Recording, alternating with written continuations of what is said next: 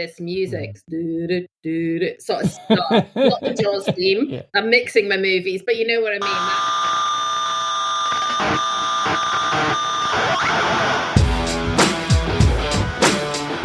Hello and happy hump day, or Wednesday as most of us call it. Hope you're having a good week so far, and welcome to the third of our midweek mini episodes of our Think Like a Brand Not a Bank series of the Rockstar CMO effing marketing podcast. Do not adjust your sets, no change to our weekend schedule, just dropping a little something into the feed as we continue to dig into Think Like a Brand Not a Bank, a book by my chum Liz High and our co-author Alison Netzer. In a moment, you'll hear from Liz, an insight ninja, marketing strategist, speaker and author who's worked with some amazing brands that include Microsoft, Amazon and Dell, and more recently has focused on supporting startup and growth fintechs, banks and credit unions to embrace brand thinking. I'm your host, Ian Truscott. I'm no rock star, just a seasoned B2B CMO with an interesting taste in domain names. And don't be deterred by not a bank in the title of this series, as I'll be on hand looking at how other marketers can apply the research and insights found in this book. The book describes 5 principles to think like a brand. Last week we talked about the first of those, sometimes do the counterintuitive thing. And this week we dive into the second, embrace tension and create contradictions. But first, we need to pay the bar tab. I'll be back in a moment. We'll be right back. After this word. We'll be right back. After this word. You may know you're listening to this show along the Marketing Podcast Network, but did you know there are other great shows on MPN to help your business?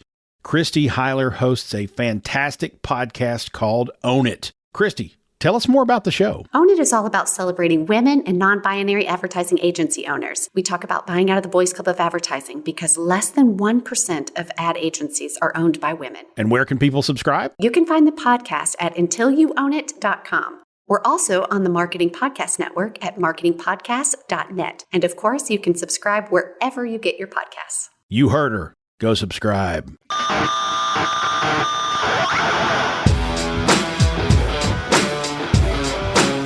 Welcome back, Liz, to our little mini-series, Think Like a Brand, episode number 3. How are you? I'm really well, thank you. Feeling a little bit Monday because it is. Yes. Apart from that, all good. Yes, I should stop talking to you on Monday mornings, shouldn't I? I mean, it's not fair on anybody. Yeah, better than Friday night, though, I think. So. Well, I don't know. We've had some good Friday nights. So, that is true. But thanks, Liz, for coming back on. We're going to be talking about the second principle from your book, embrace tension and create contradictions. So, Liz, why should we embrace tension and create contradictions? Well, I think we started talking about it a little bit in the last episode, is that to really innovate or to make changes, you really have to step out of your comfort zone. And as human beings, we're designed to avoid that kind of feeling of discomfort where you get that kind of, fight or flight kind of instinct. But if you can start to embrace the idea of tension being a positive, then that can have a really dramatic impact on how you think or how you make decisions. Right. I should mention, actually, so last week we talked about sometimes do the counterintuitive thing. So it sounds very much like that doing the counterintuitive thing creates tension, doesn't it? In that we're not doing the doctrine that everybody's always told us or the way we've always worked. So that creates tension anyway. So what sort of things, I mean, how have you found with your clients, how do you practically bring that along? How do you bring that change? Yeah. Well, I always, when I'm talking about this, or if I'm in a workshop and, we're trying to get there, I sort of use the example of you're watching a movie. And, there's the little girls on the swing and it's just, she's having a lovely time. The sun is shining, the birds are tweeting. And then suddenly this music sort of starts, not the Jaws theme. I'm mixing my movies, but you know what I mean? That kind of music. You've got that, you see a beautiful scene that you're very comfortable with, and then you have this thing that gets injected into the scene that changes how you feel. Now, when you're in a movie, that's a big part of why you enjoy that movie. Because that tension being introduced into the film is the thing that allows you, when the mother suddenly comes out of the house and takes the little girl in, you go, and you're right, okay, it's fine now. Yeah. So I use that as an analogy to say, look, sometimes tension is a good thing if you ride it through to a point where it allows you to see something differently. Right. And I've had a guest on the show, a B2B marketing agency guy who runs Renegade Marketing, a guy called Drew Nizer, and he has this principle, and the first part of his principle is that marketers need to be courageous. And that's what I'm kind of hearing, or certainly what I read in the book, is there's a courage needed, isn't there, to do this? Totally.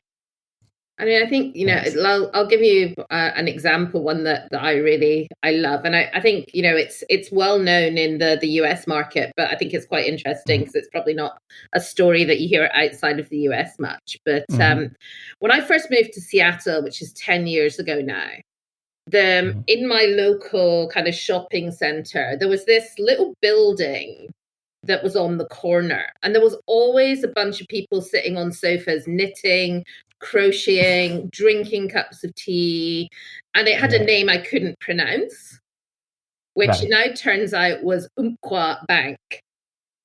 Oh, now, this was something that I'd just never seen, and I couldn't really work out what it was. I went in one day and they were like, "Hi, would you like to open an account?" And I was like, "Okay, but I thought you were like a community center or And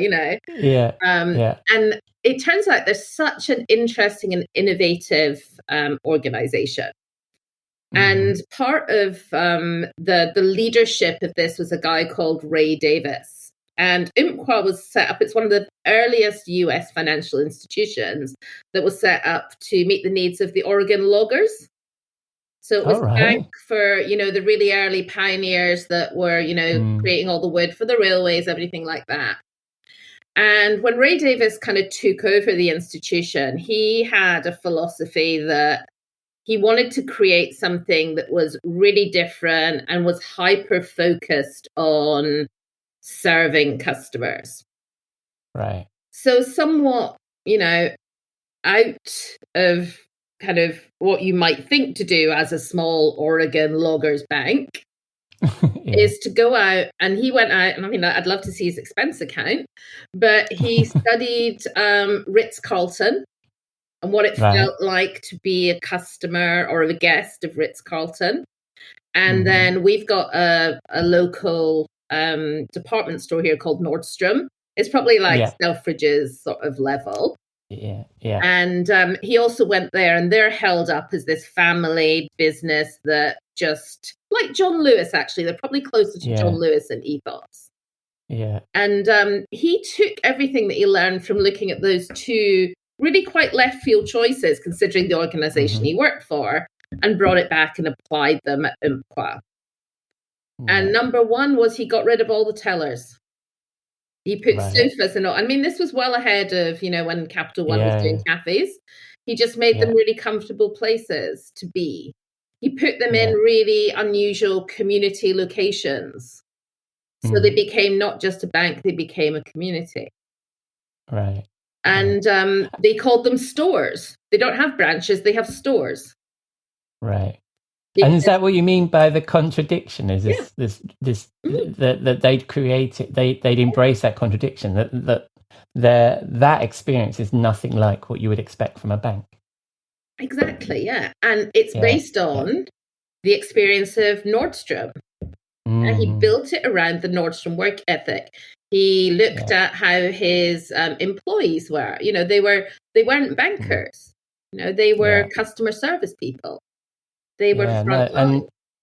I've heard a lot about Nordstrom, as I know you have too, because we used to both work for the same boss, who was trained really, I think, at Nordstrom. Spent a lot of his career at Nordstrom, and we were a customer experience agency at the time. Yeah. And that was part of his ethos, wasn't it? Of how Nordstrom worked. Certainly back in the day. I mean, I don't know if the experience is the same at Nordstrom, but so you hear that a lot. So if we're talking about the practical ways of doing that part, so you're studying an industry that's perhaps a little bit not like yours. Yeah. And because obviously you're coming at this from a financial institution's perspective, but if I'm thinking about it from a B2B tech perspective or another perspective, look at how it's done elsewhere rather than how it's done by your competitors. So we're kind of getting out of that dogma.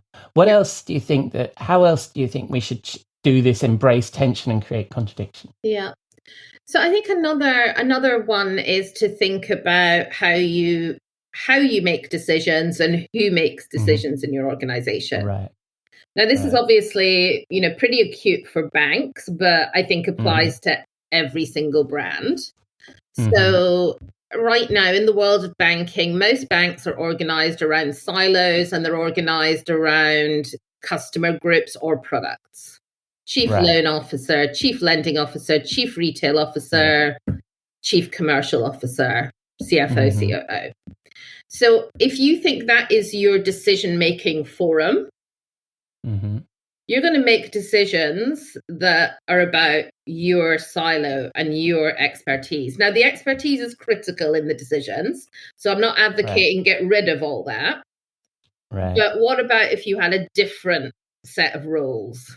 Yeah. Right. What about if you, and we're seeing more of these coming into banking, digital transformation officer. What if you had a mission director? What if you had a chief growth officer, instead of a CMO? Yeah. Because you're going to do things differently. We're seeing that chief growth officer role certainly in B2B and in B2B tech firms where sales and marketing kind of being brought together, which is that similar sort of de-siloing of your organization. Yeah. And I also think that, to your point, is I guess if I run the loans department, every customer problem, my hammer of a loan is going to solve that problem, right? It's like a surgeon in a hospital. The problem can be solved with surgery rather than with some other treatment. So we're looking at our roles and changing our organizations, which isn't a simple thing to do, but presumably, you've got to be kind of that catalyst for change, right? If you're a marketer in that kind of organization. Yeah. Completely. And I'm not sure many people would vote for having a chief growth officer.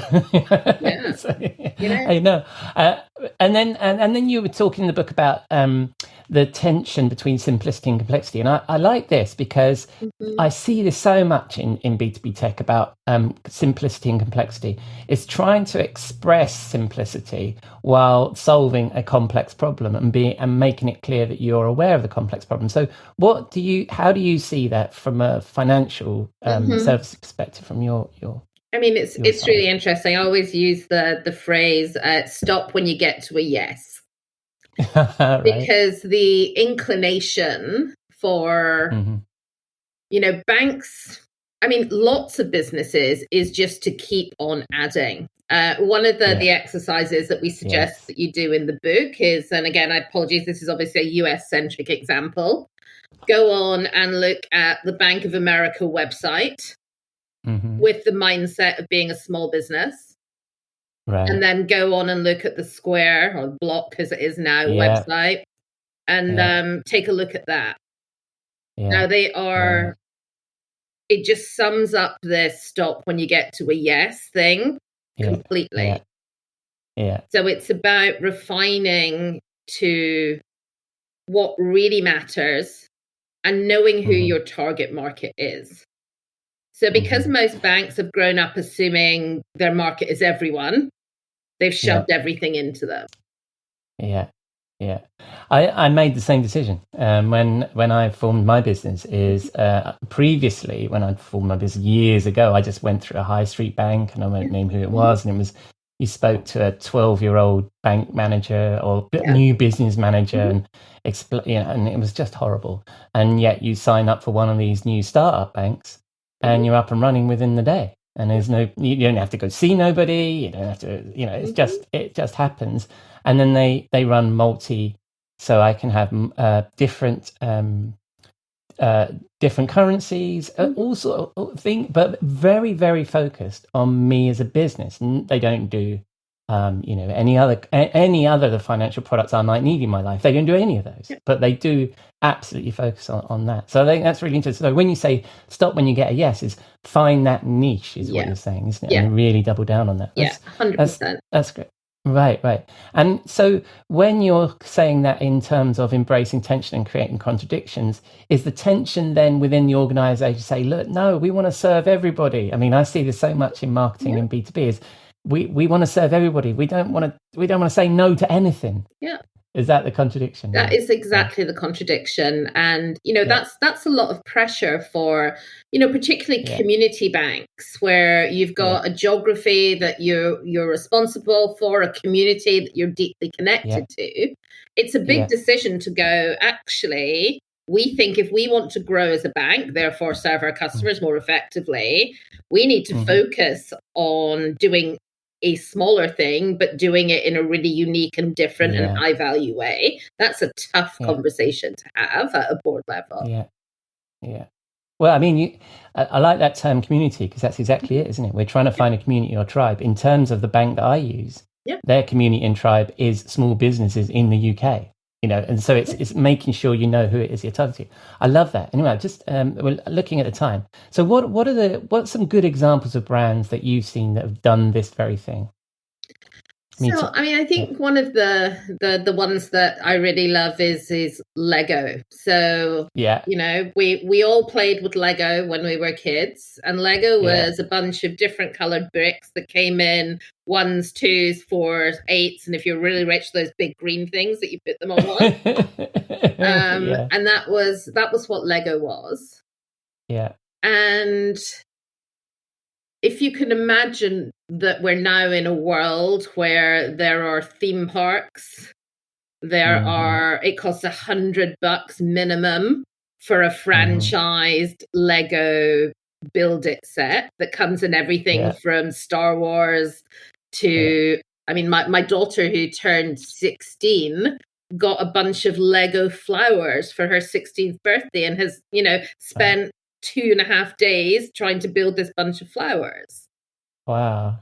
But it's still the same thing. It's still bits of 1, 4, 6, 8. Sure, there's a little bit more shape, a little bit more color. But they took something that was really core, thought absolutely outside the box, and, created an entirely new business by embracing that. How do we go from one of the most successful businesses ever to something even more successful and really different? Yeah. And then you look at the demographic that they've attracted through that, right? And you see it on Facebook. Middle-aged people building hugely complex, incredibly expensive Lego. Yeah. And like we were when we were kids, like proud of this big tower that we built. And I don't think people smash it up quite as much as I used to. But there you go. That's a great example. And you already talked about Umpqua, which I don't know if I'm pronouncing anywhere near how I'm supposed to be. No, I think that's I'm still, after 10 years, not entirely sure, and I think I pronounce it slightly differently each time, but I think you're probably on that. I love it. So out of this particular principle, what are the 3 things that we should remember? So I think for me, it's the kind of keep it simple, so that, stop when you get to a yes. So that for me is number 1. Then there's a bit of the kind of that beautiful things are born from tension. So just really emphasizing that, just let it ride out. We're not saying, get really super uncomfortable in meetings. That's not what it's about. It's about thinking about what's your natural strategy. Everyone's got a bent towards thinking in a particular way.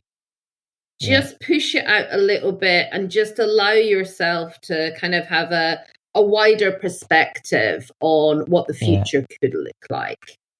Yeah. Do you, just on that, and I should have asked a moment ago when we weren't summarising, but on that, the challenge a lot of organisations have is sort of this group thing. You get together and you have these sort of brand conversations, and what you end up with is the things that least offensive to everybody, and therefore the brand means nothing, right? But you're talking about, particularly last week as well, where you were talking about counterintuitive thinking. That's a bold move, isn't it? And you're going to have to risk alienating some of the folks around that table who aren't quite comfortable with that. Has that been your experience?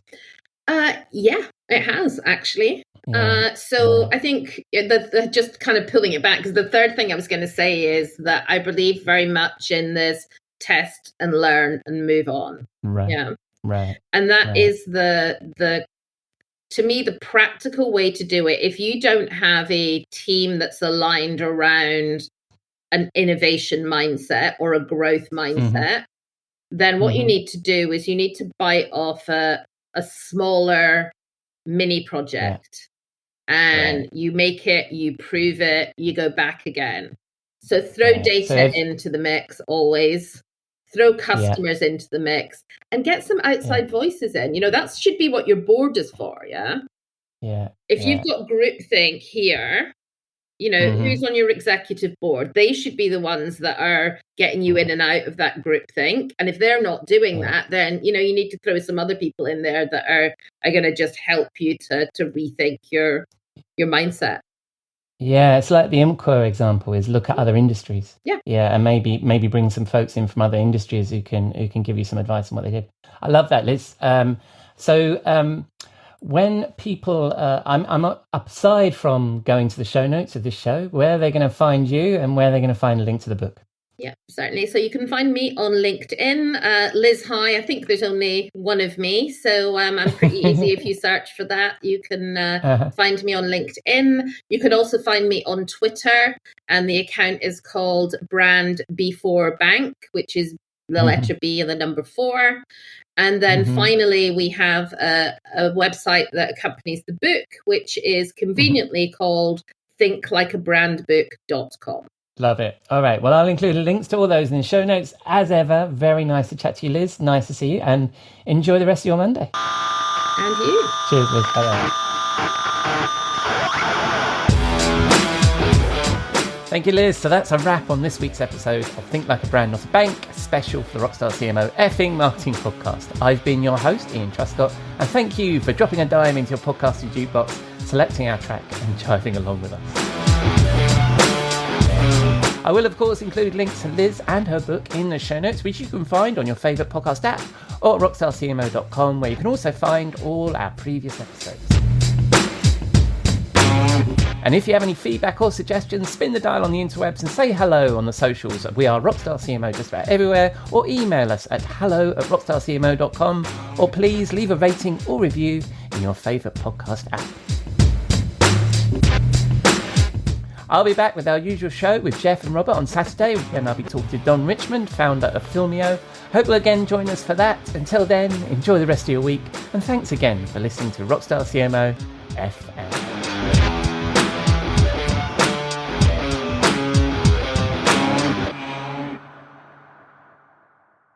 This podcast is heard along the Marketing Podcast Network. For more great marketing podcasts, visit marketingpodcasts.net.